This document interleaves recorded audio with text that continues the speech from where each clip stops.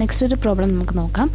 A train 360 meter long is running at a speed 45 km/h. In what time will it pass a bridge in 140 meter long?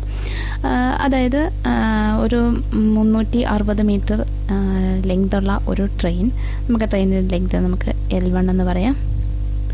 അത് 360 metre length ഉണ്ട്. അതുപോലെ തന്നെ അതിൻ്റെ speed എന്ന് പറയുന്നത് തന്നിട്ടുണ്ട് 45 km/h. അതുകൂടാതെ in what time will it pass A bridge 140 meter long, അതായത് 140 മീറ്റർ ലെങ്തുള്ള ഒരു ബ്രിഡ്ജിനെ കവർ ചെയ്യാൻ എടുക്കുന്ന ടൈമാണ് നമുക്ക് കണ്ടുപിടിക്കുന്നത്. അപ്പം നമുക്ക് ബ്രിഡ്ജിൻ്റെ ലെങ്തിന് നമുക്ക് L2 എന്ന് കൊടുക്കാം. അത് 140 മീറ്ററാണ്. ഓക്കെ, അപ്പോൾ ഇതിനു മുമ്പ് നമ്മൾ ചെയ്ത പ്രോബ്ലത്തിൽ നമ്മൾ ഒരു ഇലക്ട്രിക് പോസ്റ്റിനെ മറികടക്കാൻ എടുക്കുന്ന സമയമായിരുന്നു കണ്ടത്. ഇലക്ട്രിക് പോസ്റ്റിൻ്റെ ഡിസ്റ്റൻസിനെ നമ്മൾ മീൻസ് ഇലക്ട്രിക് പോസ്റ്റിൻ്റെ ലെങ്തിന് നമ്മളതിനകത്ത് കൺസിഡർ ചെയ്തില്ല. കാരണം ട്രെയിനിൻ്റെ ലെങ്ത് വെച്ച് നോക്കുമ്പോൾ ഇലക്ട്രിക് പോസ്റ്റിൻ്റെ ലെങ്ത് എന്ന് പറഞ്ഞാൽ വളരെ ചെറുതായതിനാൽ നമ്മൾ അതിൻ്റെ ലെങ്തിന് 0 എന്നാണ് എടുത്തത്. എന്നാൽ ഇവിടെ അങ്ങനെയല്ല, നമുക്ക് ഒരു സ്റ്റിൽ ഒബ്ജക്റ്റ് തന്നെയാണെങ്കിൽ പോലും അതൊരു ലെങ്തുള്ളൊരു ഒബ്ജക്റ്റാണ്. അപ്പോൾ അതിനെങ്ങനെയാണ് നമുക്ക് നോക്കാം. ഇത് നമ്മുടെ 140 മീറ്റർ ലെങ്തുള്ള നമ്മുടെ ബ്രിഡ്ജാണ്. അതുപോലെ തന്നെ 360 മീറ്റർ ലെങ്തുള്ള ഒരു ട്രെയിനുമാണെന്ന് നമ്മൾ കൺസിഡർ ചെയ്യാം. അപ്പോൾ ഇത് മൂവ് ചെയ്യണമെങ്കിൽ അതെങ്ങനെയാണ് മൂവ് ചെയ്യുമ്പോൾ നമ്മൾ എങ്ങനെയാണ് ഡിസ്റ്റൻസ് എടുക്കേണ്ടത് നോക്കാം.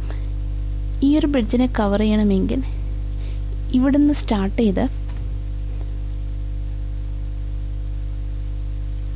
ഈ ട്രെയിൻ ഇവിടം വരെ എത്തിയാൽ മാത്രമേ എന്തുള്ളൂ ഈ ഒരു ബ്രിഡ്ജിനെ മറികടക്കുള്ളൂ. അതായത് ഇവിടം വരെ എത്തിയാൽ മാത്രമേ ആ ബ്രിഡ്ജിനെ മറികടന്നു എന്ന് നമുക്ക് പറയാൻ പറ്റുള്ളൂ. അപ്പോൾ ഇതിൻ്റെ ഡിസ്റ്റൻസ് എന്ന് പറയുന്നത് നമ്മൾക്ക് എങ്ങനെ എടുക്കണം?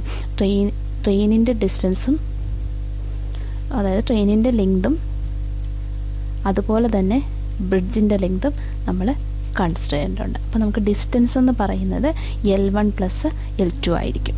ഓക്കെ, നമുക്കിനി പ്രോബ്ലം ചെയ്യാം.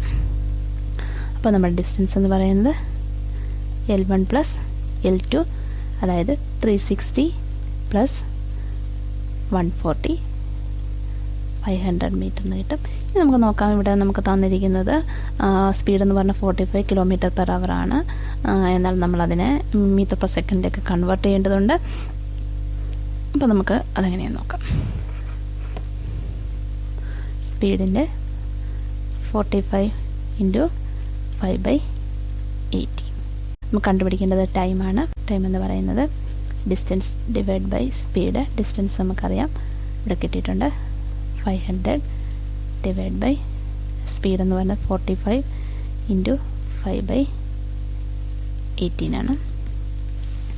ഓക്കെ, നമുക്ക് ഇങ്ങനെയുള്ളതാണ്. നമുക്കൊന്ന് അതിനെ റെസിപ്രോക്കൽ എടുത്തെഴുതാം. 18 divide by 45 × 5. അപ്പോൾ ഇവിടെ നമുക്ക് ക്യാൻസൽ ചെയ്യാം.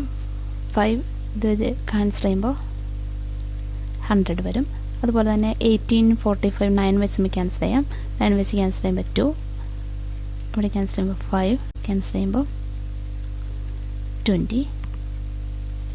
നമുക്ക് ക്യാൻസൽ ചെയ്യാനൊന്നുമില്ല. 20 × 2 40 സെക്കൻഡ്സ് എന്ന് നമുക്ക് ആൻസർ കിട്ടും. ഈ വീഡിയോ നിങ്ങൾക്ക് ഇഷ്ടമായെന്ന് വിശ്വസിക്കുന്നു. ഇഷ്ടമായെന്നുണ്ടെങ്കിൽ ഷെയർ ചെയ്യുക, അതുപോലെ തന്നെ ലൈക്ക് ചെയ്യുക. നിങ്ങൾക്ക് ഡൗട്ട്സോ അല്ലെങ്കിൽ എന്തെങ്കിലും സജഷൻസ് എന്നോട് പറയാനുണ്ടെങ്കിൽ കമൻറ്റ് ചെയ്യുക. ഇനിയും ഇതുപോലുള്ള ട്യൂട്ടോറിയൽസ് നിങ്ങൾ കാണുന്നതിനായി ഈ ചാനൽ നിങ്ങൾ സബ്സ്ക്രൈബ് ചെയ്യാൻ മറക്കരുത്.